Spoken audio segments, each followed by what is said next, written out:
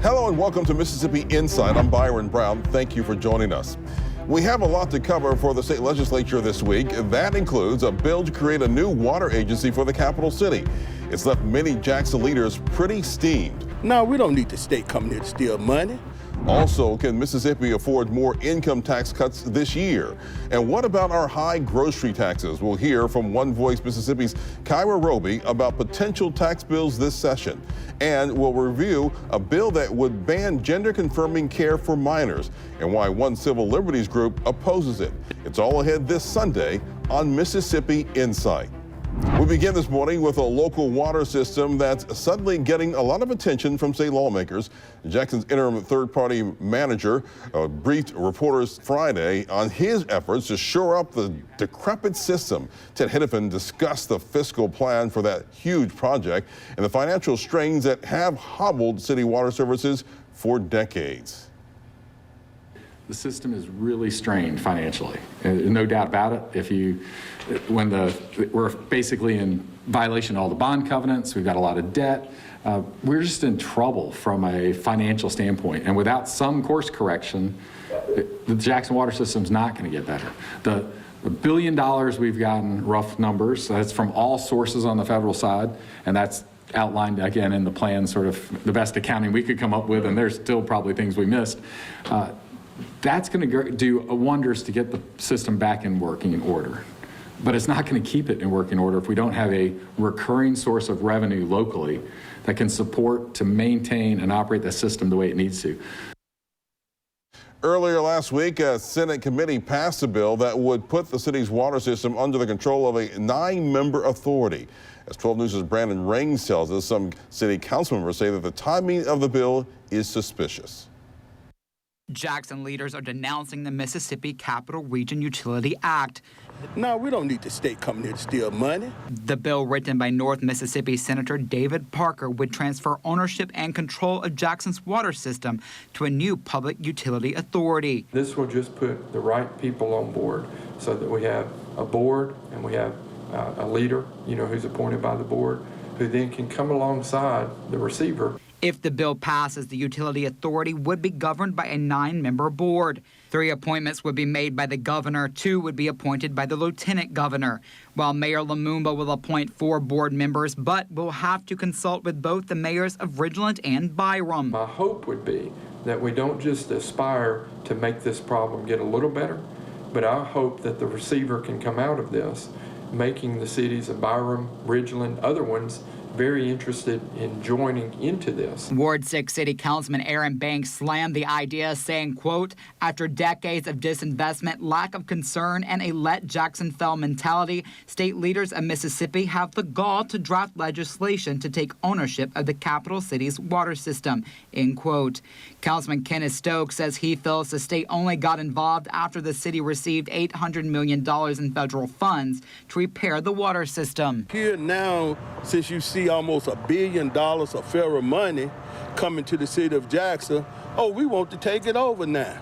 Why you didn't come take over when we didn't have anything?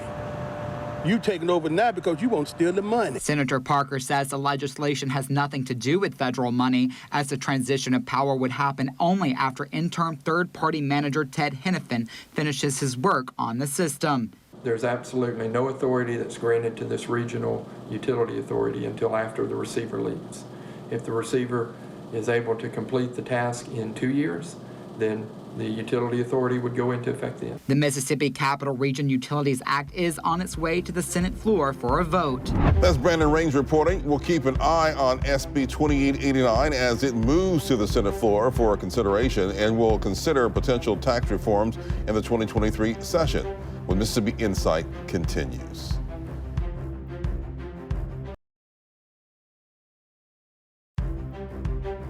State and legislative leaders have made no secret of their desire to pass new tax reforms in this session. We saw substantial cuts in Mississippi's income tax last year, and now Governor Tate Reeves and House Speaker Philip Gunn are calling for more of the same, possibly even the complete elimination of the state income tax. One group with some thoughts on such proposals is One Voice Mississippi, and Kyra Roby is Senior Policy Analyst for One Voice. She joins us now this morning, and welcome to Mississippi Insight. Thank you so much for having me. Well, talk about what is One Voice Mississippi's stance on efforts to further reduce or eliminate the state income tax? So we are opposed to any further additional cuts or the elimination of the state individual income tax. And we are really opposed to it for three main reasons. One, we are concerned about the cuts to state revenue. Taxes, nobody really likes them, nobody likes paying for them, but they really lay the foundation for the services that we all want to use, like quality schools, good roads and bridges, quality infrastructure, healthcare, safe communities. And so taxes and paying taxes or tax revenue really supports those kind of things. And so if we have any kind of proposals to cut or eliminate nearly 1/3 of the state's tax revenue, which is about $2 billion, that's really concerning for us because we want to make sure that we have the services that we need to take care of Mississippians all throughout the state. Another reason why we're opposed to the elimination or further cuts to the state individual income tax is because of tax equity. So Mississippi has what we call a regressive tax system, and that basically means our state's highest income earners pay less in taxes as a share of their income than our lower and middle income residents. And so eliminating or further cuts to the state individual income tax is really a tax cut for the wealthy. And our lower and middle income families gain very little, if anything at all, from those types of tax cuts. What is One Voice? Explain what your mission is and what you all do. So One Voice is a nonprofit organization based in Jackson, Mississippi. We were created by work undertaken by the Mississippi State Conference NAACP in response to policy gaps and needs facing underserved communities throughout the state. And so we provide research, training, and leadership development programs for residents across the state. And our goal really is to provide a voice to traditionally silenced and underserved communities throughout the state.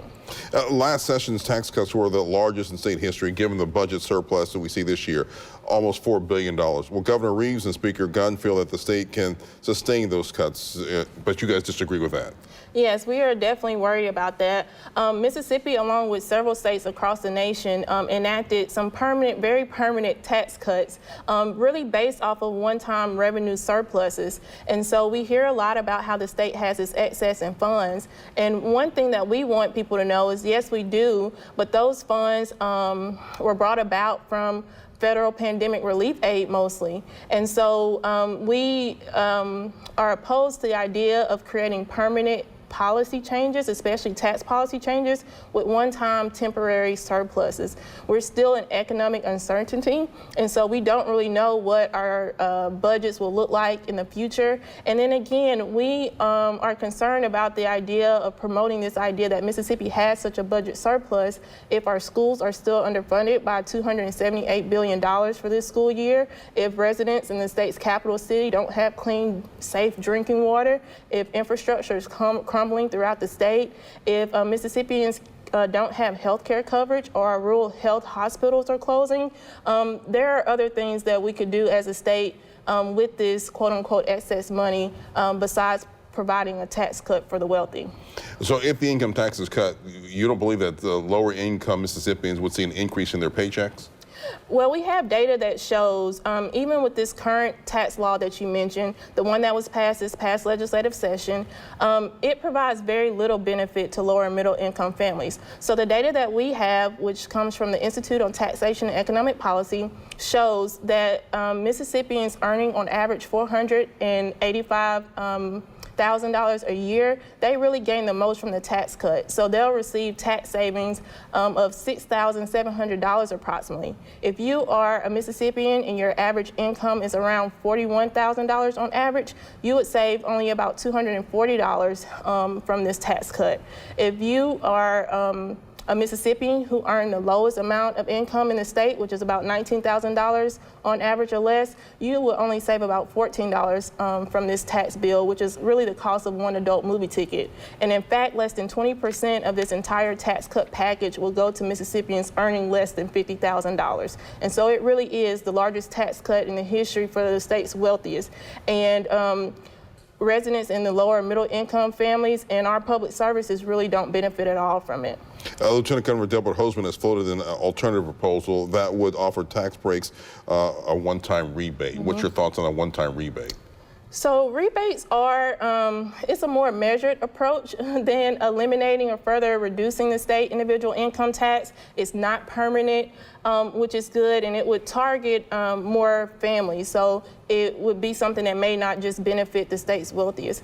But we don't really think that that's still the best option for the state. The debate over income tax elimination or tax rebate, we really think that there are better options for the state. For instance, if our legislature is interested in a permanent tax cut, maybe we could consider permanent or a state earned income tax credit or state child tax credit, really tax credits that support working families and support children. Or we could do things like consider cutting the grocery tax, for instance, something that's really hitting Mississippians hard. But either way, we need to make sure that we are also encouraging our state leaders to think about how do we raise revenue. Again, if our schools are underfunded, healthcare is underfunded, infrastructure is underfunded, all these kind of services that Mississippians want and need, there are really other things that we can do to invest in, or public services that we can invest in, and ways to invest in people besides either income tax cut or tax rebate. So we want our lawmakers to be a little bit more creative about what they do this session. If lawmakers are arguing that they want to put more money into the paychecks of Mississippians, what would you all suggest that they do when it comes to taxes? So we would prefer, again, for them to consider a refundable tax credit. So these are tax credits that have been proven to reduce poverty and put more money back in the hands of lower and middle income families. Today is actually Earned Income Tax Awareness Day. So there are Mississippians already receiving federal tax credits like an Earned Income Tax Credit or a child tax credit. And if the state would enact a state tax credit to complement what's going on the federal level, we would really see a real benefit from the pockets of lower middle income families and just people in general. And of course, we would like to see, again, the state address this grocery tax. We have one of the highest grocery tax rates in the nation. And so those are some tax policies that would help benefit Mississippians, but we know that tax policy alone won't solve some of the economic issues that we have in the state. So we want them to look at people as a whole and communities as a whole and really do more to invest in our schools, invest in infrastructure, invest in healthcare, invest in safe neighborhoods. And we really think that that goes a long way in terms of providing economic opportunity and mobility for all Mississippians, regardless of color or class. All right, Kyra Roby, One Voice, we thank you for joining us. Thank you for having me. All right, and we'll be right back.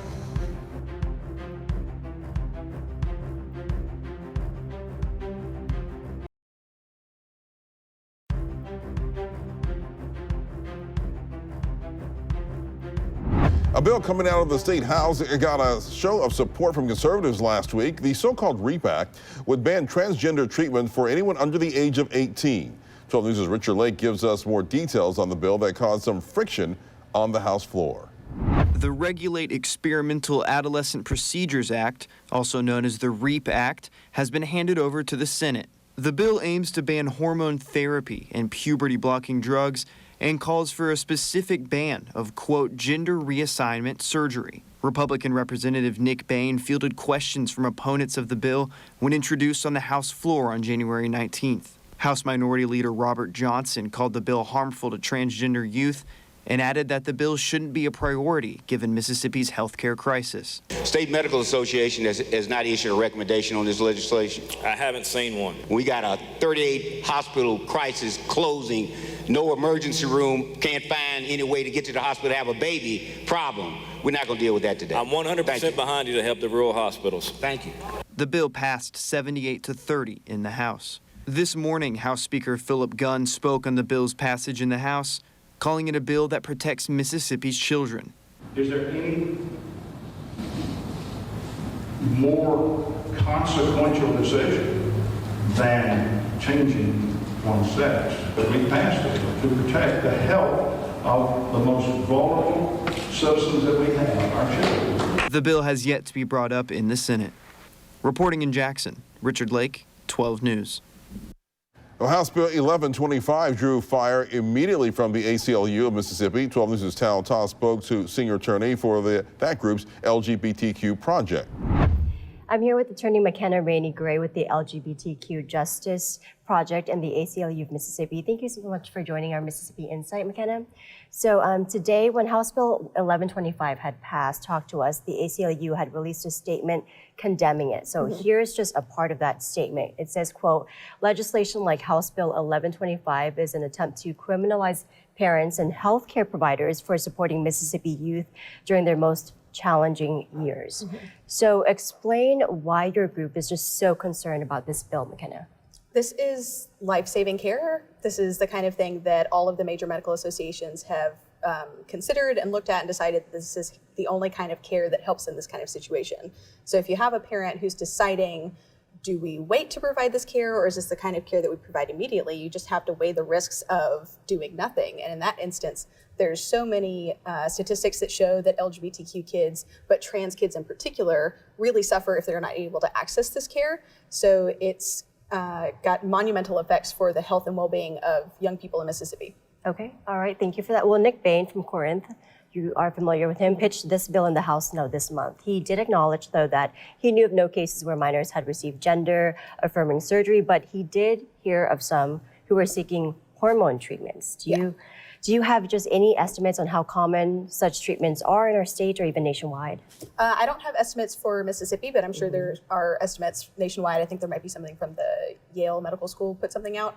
And it's definitely something that happens in Mississippi. There are plenty of kids in Mississippi that are getting this care that are going to be affected by 1125 if it passes. Okay. Now, the bill refers to these procedures, McKenna, as experimental. Yeah. Well, are they? Absolutely not. Like I said, all the major medical associations have already looked into this and determined that this is beneficial care. It's been studied in other instances. And the reason that this bill is a problem is because it does not outlaw the specific procedures for people who are experiencing other issues, for other reasons that it would be prescribed or people would benefit from it. It's only for gender-affirming care that you're not able to access these procedures. So they're not experimental, they're tested, they're understood to be beneficial for people.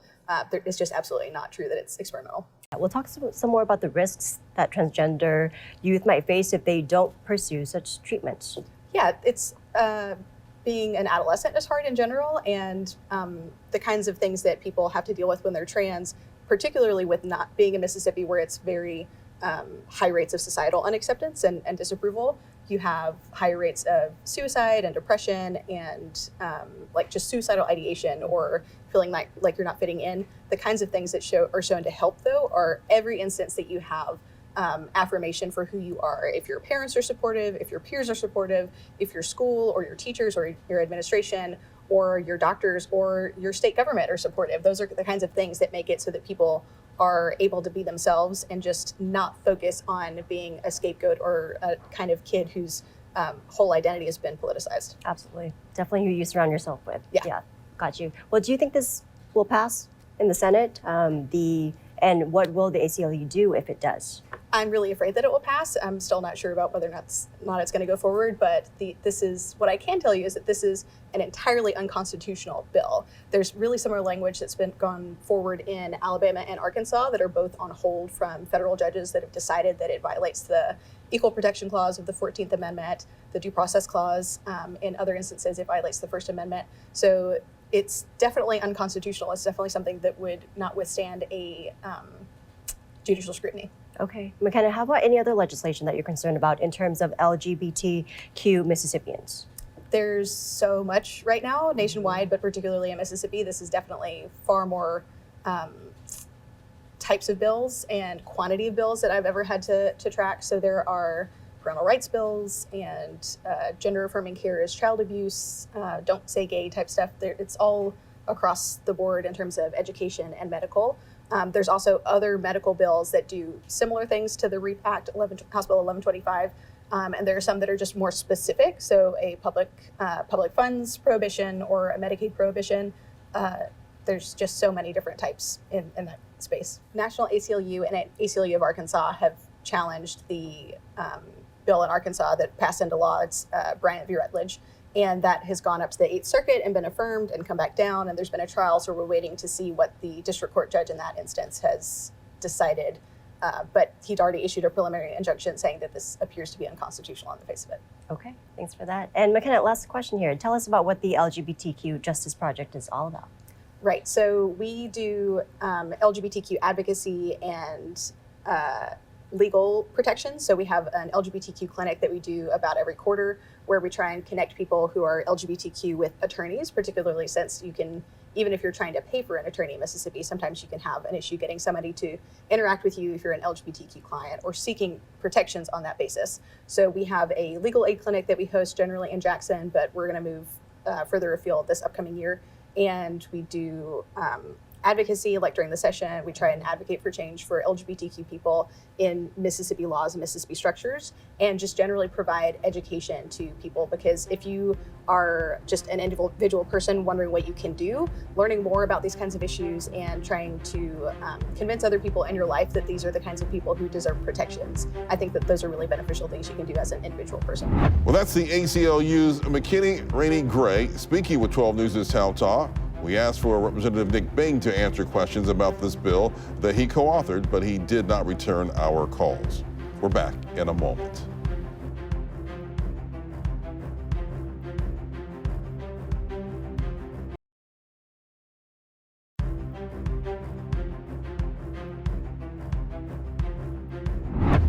Big thanks to McKenna Raney-Gray and Kyra Roby for joining us this week. We'll be back next weekend with more of the political and current affairs coverage that you demand. I'm Byron Brown. From all of us here at 12 News, make it a great weekend.